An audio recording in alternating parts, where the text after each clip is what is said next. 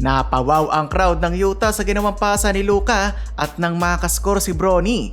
Ayaw patalo ni Clarkson, mga idol, nag-flamethrower sa laban.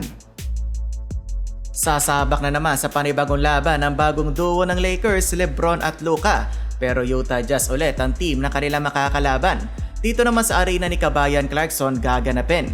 Bago ang game, mga idol, tumira pa na 3 sunod na logo 3 si LeBron James.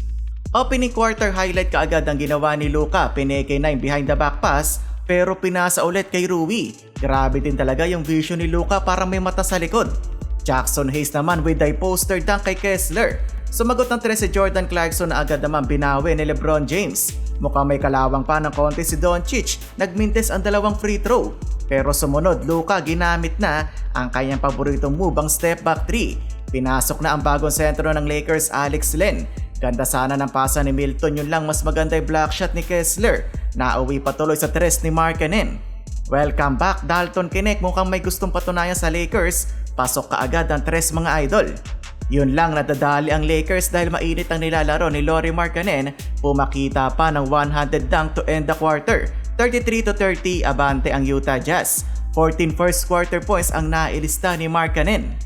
Second quarter, umabot na ng 7 ang kalamangan ng Jazz. Naputo lang ang scoring drought ng Purple and Gold sa turnaround jump shot ni King James. Reeves naman nagmamadali, baba sa 2 ang hinahabol ng Lakers.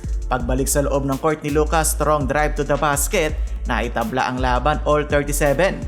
Halfway through the quarter, lumaki ulit ang kalamangan ng Jazz. Patuloy ang mainit na shooting ni Markkanen. Tagabol ang Lakers, Luka with a high floater.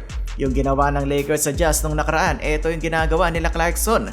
Daming love sa kanilang big man. Utah naka 19-6 run, pumalo ng double figure ang lamang ng home team.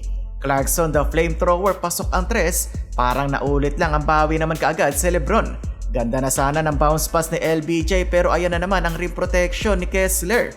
Pati crowd ng Jazz napawaw naman sa ginawang pasa ni Luka. Halftime 64-56 lamang pa din ang Jazz. Third period, mukhang nakukuha na ni Luka ang kanyang stroke sa 3-point line. Yun lang, laging may sagot na 3 si Markkanen. Napareact na naman ang crowd dahil may pa-behind the back pass na naman si Luka Doncic. Legit may third eye, mga idol. Pa-layup na lang, nakita pa na libre sa labas si Reeves. Nakadikit na sana ang LA pero biglang take over si Kabayan Clarkson. 3 sunod na atake sa basket.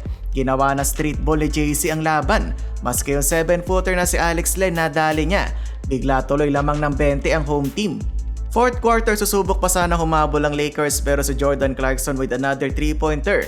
Napa-timeout na si Coach JJ Redick para paupuin na sina LeBron at ibang key players. Pinaglaro na din si Bronny James. Sigawan ng mga manonood ng maka-floater si Bronny at nasundan pa nga ng 3-pointer. Patapos ng laban, dumagundong ang arena nang maipasok ni Bronny ang tough 3-pointer. Panalo ang Jazz 131-119.